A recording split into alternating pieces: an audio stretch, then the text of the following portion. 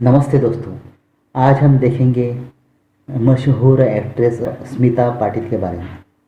अपने सशक्त अभिनय से पहचान बनाने वाली स्मिता पाटिल का जन्म 17 अक्टूबर 1956 में हुआ था। भले ही स्मिता पाटिल का फिल्मी सफ़र सिर्फ 10 साल का रहा, लेकिन काम ऐसा किया कि आज भी वो चर्चा में रहता है। लेकिन वो न सिर्फ फिल्मों बल्कि राज बब्बर से अपने संबंधों की वजह से भी चर्चा में रही। सिर्फ 31 साल की उम्र में उनकी अचानक मौत आज भी रहस्यमय है। वो जो भी करती थी उस रोल में ढल जाती थी। वो जो भी कैमरा के सामने करती थी वो उसका हिस्सा बन जाता था। जन्म जन्म का साथ है तुम्हारा हमारा, तुम्हारा हमारा। अगर न मिलते इस जीवन में लेते जन्म दोबारा। जन्म जन्म का साथ है तुम्हारा हमारा, तुम्हारा हमारा। फिल्म निर्देशक और स्क्रिप्ट राइटर श्याम बेनेगल स्मिता पाटिल को याद करते हैं। मुझे याद है जब हम फिल्म मंथन की शूटिंग राजकोट से कहीं बाहर कर रहे थे, तो शूटिंग के दौरान स्मिता पाटिल गांव की औरतों के साथ उन्हीं के कपड़े पहनकर बैठी हुई थी। वहां पर शूटिंग देखने के लिए कॉलेज के कुछ बच्चे आए और उन्होंने पूछा कि इस फिल्म की हीरोइन कहाँ है। किसी ने स्मिता की तरफ इशारा किया कि वो है फिल्म की हीरोइन। तो उस स्टूडेंट ने कहा कि क्या तुम मजाक कर रहे हो? ये गांव की औरत किसी बॉम्बे फिल्म की हीरोइन कैसे हो सकती है? यही खासियत थी स्मिता की। उसका नाम स्मिता रखने जाने के पीछे भी एक दिलचस्प कहानी है।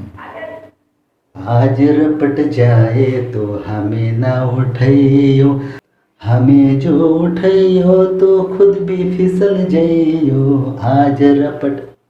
असल में जन्म के समय उनके चेहरे पर मुस्कुराहट देखकर उसकी माँ विद्याताई पाटिल ने उनका नाम स्मिता रख दिया। वह मुस्कान आगे चलकर भी उनके व्यक्तित्व का सबसे आकर्षक पहलू बना। स्मिता पाटिल अपने गंभीर अभिनय के लिए जानी जाती है, लेकिन बहुत कम लोग जानते हैं कि फिल्मी पर्दे पर सहज और गंभीर दिखने वाली स्मिता पाटिल असल जिंदगी में बहुत शरारती थी।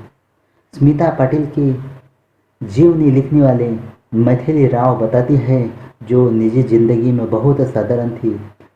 उनके अंदर ऐसी कोई चाहत नहीं थी कि वो कोई बहुत बड़ी स्टार बने।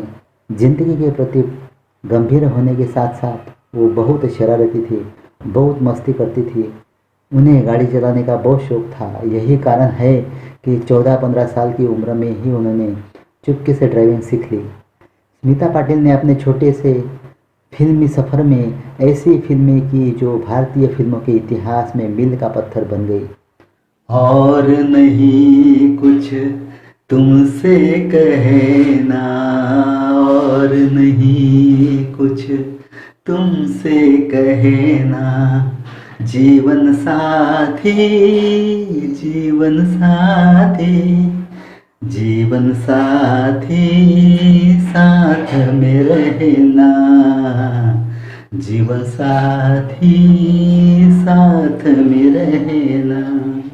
उनकी छाप छोड़ने वाली फिल्मों में जहां भूमिका, मंथन, मिर्च मसाला, अर्थ, मंडी और निशांत जैसी कलात्मक फिल्में शामिल हैं, तो दूसरी तरफ नमक हलाल और शक्ति जैसी व्यावसायिक फिल्में भी कतार में हैं। फिल्मों में आने से पहले स्मिता पाटिल बॉम्बे दूरदर्शन में मराठी में समाचार पढ़ा करती थी। समाचार पढ़ने से पहले उनके लिए साड़ी पहनना जरूरी होता था और स्मिता को जीन्स पहनना अच्छा लगता था। तो स्मिता अक्सर न्यूज़ पढ़ने से पहले जीन्स के ऊपर ही साड़ी लपेट लिया करती थी। स्मिता के फिल्मी करियर की शुरुआत अरुण खोपकर की डिप्लोमा फिल्म से हुई, लेकिन मुख्यधारा के सिनेमा में स्मिता ने चरणदास चोर से अपनी मौजूदगी दर्ज की। इसके निर्देशक थे श्याम बेनेगल। वो बताते हैं, मैं अपनी फिल्म निशान के लिए एक नए चेहरे की तलाश में था। मेरे एक साउंड रिकॉर्डिस्ट हुआ करते थे, हितेंद्र घोष। वो स्मिता पाटिल के दोस्त थे। हितेंद्र घोष ने मुझे बताया कि मेरी एक दोस्त है स्मिता पाटिल, मैं उनके परिवार को जानता हूँ। वो पुणे से है लेकिन फ़िलहाल बॉम्बे में है और अपने पिता के साथ आई है। वो बताते हैं जब हम छत्तीसगढ़ में शूटिंग कर रहे थे तब मैंने पाया कि ये लड़की तो बहुत टैलेंटेड और इसमें बहुत आत्मविश्वास है। तभी मैंने तय किया कि स्मिता ही मेरी फिल्म निशांत में काम करेगी। जाने कैसे कब कहाँ इकरार हो गया, हम सोचते ही रह गए और प्यार हो गया। साल 1977 में स्मिता पाटिल के लिए एक अहम पड़ाव साबित हुआ। इसी साल उसकी फिल्म भूमिका आई। इस फिल्म के लिए स्मिता पाटिल को राष्ट्रीय फिल्म पुरस्कार से सम्मानित किया गया। भूमिका में स्मिता पाटिल का जो सफ़र शुरू हुआ तो उसके बाद चक्र, निशांत, आक्रोश, गिद्ध, मिर्च मसाला जैसी फिल्मों तक जारी रहा। 1981 में आई फिल्म चक्र के लिए उन्हें एक बार फिर से नेशनल अवार्ड मिला। फिल्म मिर्च मसाला उनके निधन के बाद रिलीज हुई, लेकिन इस फिल्म में निभाए गए सीन बाद के किरदार को उनके बेहतरीन काम में से एक माना जाता है। इसी फिल्म में निर्देशक केतन मेहता को अंतर्राष्ट्रीय ख्याति दिलवाई। केतन मेहता बताते हैं, मिर्च मसाला मेरी तीसरी फिल्म थी और जब मुझे पता चला कि मेरी script national film development corporation से अप्रूव हो गई है तो मैं लोकेशन देखने गुजरात गया। उस फिल्म में मिर्च का एक अहम रोल है। जब मैंने वहां जाकर देखा कि मिर्च का सीज़न शुरू हो चुका है और ये सीज़न 2 महीने बाद ख़त्म हो जाएगा तो मैं भागकर बॉम्बे आया और स्मिता से मिला और ये सारी बातें उन्हें बताई और कहा कि अगर हम चुके तो अगले साल तक के लिए हमें रुकना होगा। स्मिता ने किसी भी तरह और फिल्म की डेट आगे बढ़ा दी और इस फिल्म की शूटिंग शुरू की। सीन कुछ ऐसे थे कि एक मिर्च फैक्ट्री के अंदर कुछ औरतें काम करती हैं। गर्मी का मौसम था। धूप और गर्मी के बावजूद स्मिता ने बहुत ही स्पिरिट के साथ काम किया और यूनिट के दूसरे लोगों को भी प्रोत्साहित किया। स्मिता पाटिल को जहां उनके किरदारों के लिए सराहा गया, वहीं दूसरी तरफ एक्टर और पॉलिटिशियन राज बब्बर से जुड़े उनके संबंध को लेकर उनकी आलोचना भी की गई।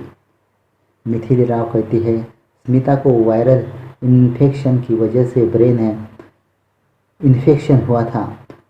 प्रतीक के पैदा होने के बाद वो घर आ गई थी। वो बहुत जल्द हॉस्पिटल जाने के लिए तैयार नहीं होती थी।